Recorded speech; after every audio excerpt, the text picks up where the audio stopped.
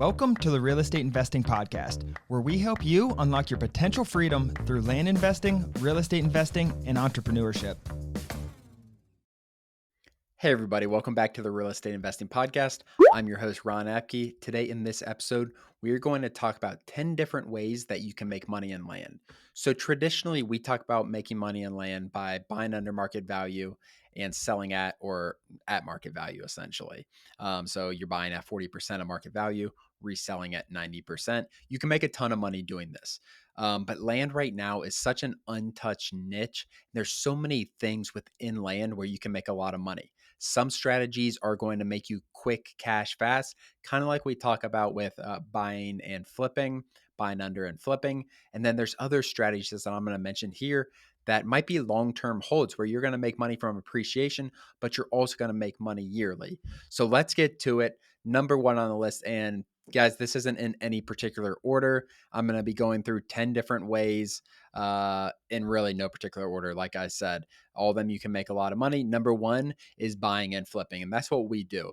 We buy for 40% of market value and we resell on the market. How we do this, you do it through direct mail. You do it through texting. You need to get deals. The name of the game when you are buying under market value is being able to find the deals. And you need to market to a lot of potential sellers. If you're reaching out to 5 sellers a week, 100 sellers a week, you might get a deal eventually, but it's not going to be consistent. While the way we do business is reach out 5, 10, 15,000 people per month, and then that's going to yield you 5 or 10 deals. And you can do this over and over again. So that's number one. Number two, minor subdivide. What I mean by minor subdivide is, let's just say 50 acres, for example. And there aren't as many restrictions when you're doing what's called a minor subdivision. A lot of these rural counties in the country want you to subdivide their land. So you take that 50 acres, you you break it down into 5, 10-acre parcels. And that a lot of times is going to be deemed what's called a minor subdivision. All you need to do for this is get a plat, get a survey, get a local surveyor to survey it off. You'll get new parcel numbers from the county, and you'll be able to sell these separately. The numbers on what a minor subdivision looks like, a lot of times you can buy it for close to market value. So let's say you're buying that 50 acres for $100,000. If you do 5 10-acre parcels, those might each sell for, I don't know, $50,000. And then you could get $250,000 on the deal. That's what those numbers look like at scale. And you can obviously do it with bigger and bigger parcels. One of the biggest things with minor subdivisions is making sure you have enough road frontage. So a lot of counties, you don't want to be putting in roads because then you're getting to major subdivisions. A lot of times you're going to have to put utilities, make sure electricity is back there. So having enough road frontage on your big parcel before you cut it up is really key. Number 3, major subdivision. So this is where we're breaking 50 acres into 50 1-acre lots. You're a lot of times putting roads in, you're putting utilities in. I'm not saying we're developing on that land, but we're just cutting it up into that. And then we're going to sell those individual parcels to builders. This is a way you can make like if you do it right, you can make a ton of money, but it's going to be a slower process. It might take you 12 months, 18 months, 2 years even, depending on the county, depending on the permit. Like you're going to need permits, you're going to need utility companies, you're going to need a ton of land work in terms of clearing areas, putting roads in. And there's risk in this. Like doing that, there's a ton of risk. The market can change. If the builders market goes way down and you don't have builders 18 months from now, you are sitting on 50 lots that you probably have some financing that you're paying or whatever. But if you do this right, if you buy the land at the right price, you're cost effective with everything you're doing, you are quick with the permitting aspect, as quick as you can be, you can make millions of dollars on these deals. And that's without putting in anything on the land. Number 4 is actually developing land. So you could do it from a minor subdivision or a major subdivision that you do. You could throw mobile homes on there. You're developing something on the land, whether it's mobile homes, you're building a house, you're putting small houses, you're putting cabins, whatever it is. There's nothing to this in terms of other than improving the land by developing it. You could develop five parcels at once, put 5 houses on 5 different parcels, sell it, make a ton of money. When you're doing this level of improvements, it's not really like we talked about. Number one, the key to buying and flipping is buying very, very cheap, buying the land cheap. When you're doing these big improvements, a lot of times the land price, I don't want to say it doesn't matter, but you do not need to buy at 40% of market value because you are adding so much value on the back end. Number five, seller financing. This is going to be long-term cash flow essentially. So what you're doing, you want to buy the land cheap when you're doing seller financing. So buy $100,000 piece of land for $40,000, sell it on terms. So you're still selling the parcel, but you're going to get paid every month. So maybe you get a $20,000 down payment, and then they pay the other $80,000 from that $100,000.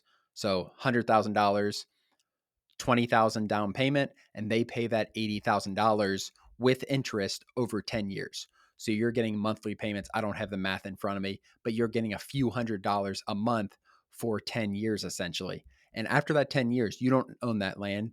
They will own the land outright, just like a mortgage essentially. That's how it works.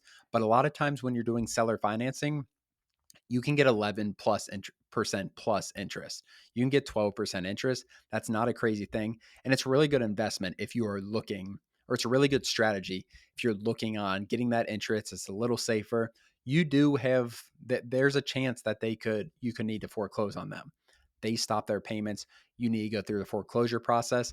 I personally am not a huge fan of seller financing because of the cash flow, and you still need to collect those payments. It's not a ton of cash flow, and you have to manage those payments, just like if you had a rental property.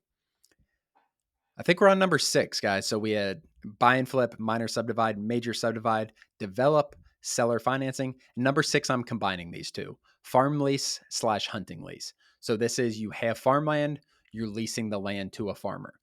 Great thing about farmers is they take unbelievable care of your land. A lot of times they're going to improve or appreciate the land just by them farming on it. They're keeping it active. If you do need to lease it to someone else, if that lease expires, it's not that difficult.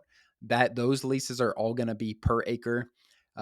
Depending on the quality of your land, you don't want to really turn your land into farmland. If you run into a deal where you have some farmland, leasing out to farmers is amazing. You can make, typically, I don't know the numbers in front of me, so I don't want to say the wrong thing. Hunting is the same thing, but with recreational land. Uh, Hunting leases can be, it's around $100 to $200 per acre per year. So it's not a ton, but if you have 50 acres, you might be able to get $5,000-$6,000 per year for their rights to hunt on it. Cash on cash, so that's a little over 10%. So it's not bad. Or I'm sorry, cash on cash, it matters what you bought the land for. But if you get a good deal on 50 acres, you want to hold long term. You don't want to sell it. You like the area and you like the appreciation. It's not a bad idea to lease it out and have some cash flow while you are owning the land. Number 7, entitlement. What entitlement is on land? It's essentially rezoning the land. So you buy land that is zoned for commercial or something like that, and then you rezone it for a development. So let's say it's zoned for a commercial, whatever, just a commercial industrial building, whatever it is. Entitling is taking that land and then going through the process with the city, with the county to get the zoning change. There is a ton, you can make millions of dollars doing this in a single deal. There's a ton of money, but it is a long, strenuous process. We have not done this strategy as of today. We have not done this strategy, but there is a lot of money in it. Changing that industrial zoned parcel, 30-acre parcel, to residential where someone can come and develop, there is a lot of money to be made there. Number 8 is timbering the land. So you get it timbered, you sell essentially the timber on your land. The negative with timbering land is it is going to there's going to be a negative aspect to your land. So if you're looking to sell it soon, I would not suggest clear cut timbering it, because then you're going to have timbered land. It's going to be less desirable and you're going to end up making less money. If you want to hold land long term, and timbering could be a great option because you're going to get paid really well per acre if you have good timber on it. It's all depending on the quality of the timber on your land, but then you replant it or you have it replanted, and 20 years from now, you're going to have full trees again, full timber, and you also have that money that you made on the timber. So it's a situation by situation. You can also select cut is what it's called, timber, where you do not timber the whole land, pick and choose areas of the land, have it select cut. That can actually improve the quality of your land as well as make money on the land. Number 9, gas and mineral rights. I'm going to be 100% honest, guys. I am not overly educated on gas and mineral rights within land, but essentially what that is a lot of it's out west, Colorado, Oklahoma. So you have surface rights. People own surface rights, and then people own subsurface gas mineral rights to the land. Those are separate. A lot of times in the Midwest and the East Coast, these are all combined. Like the same person owns gas, or the same person owns subsurface, and the same as the person who owns the surface rights. It can be sold separately though. Those can be separated, where the subsurface rights are owned by one person and the surface and above rights are owned by someone else. You can lease out this, so you can lease it out for oil, that kind of stuff, and that's where you can make a lot of money in this. Obviously, you got to educate yourself, learn what to do in that. But gas, mineral rights, all this stuff, you can make a lot of money. Oklahoma is huge for it. Colorado is very big. And there's leases that go for 10, 15, 20 years where they lease it to an oil company to pull oil from the land for a certain amount of time, essentially. And number 10, finally, it's just minor improvements. This is one that is very broad when I say it. It's adding a driveway, it's adding utilities, just minor stuff. We're not fully developing the land, but you're improving the land just a little bit. As far as, like I said, adding a driveway, clearing a building spot is a big one. Adding whatever it is to the land, just an improvement. You could add a pond, like you can dig a pond on the land to do a minor improvement. This is going to increase the sale price. If you do things right, it's going to improve your ROI. It's going to be, you put $10,000 in and you're going to get $20,000 more on the sale price. If you do it wrong, you might put $15,000 in and $15,000 improved on sale price. That is not worth it to do a minor improvement. You need to have increased sale price relative to the money you put in for it to be worth it, because you also have an increased time. With minor improvements, you're going to want to buy things under market value on the front end, and then put a minor improvement and then resell. Other than that, guys, those are the 10. Like I said at the beginning, there's so many different ways in land to make money. I think as land becomes more popular, like people are going to utilize different ways. Some people are going to want longer term cash flow, which is great. While some people might want those quick. What we do, the majority of what we do, buy and flip, minor subdivide, that kind of stuff, those do really well. And that's quick money, where minor subdivisions you can close in 6 months. It's very normal. Buy and flip, you can get your money turned around. You can turn $50,000 into $100,000 within 90 days. Other than that, break them down one more time for you. Number 1, 10 different ways you can make money from land. Number 1, buy and flip. Number 2, subdivide. Minor subdivide. Number 3, major subdivide. Number 4, develop the land. Number 5, seller financing. Number 6, farm/hunting leasing. Number 7, entitlement. Number 8, timber. Number 9, gas and mineral rights. And number 10, minor improvements.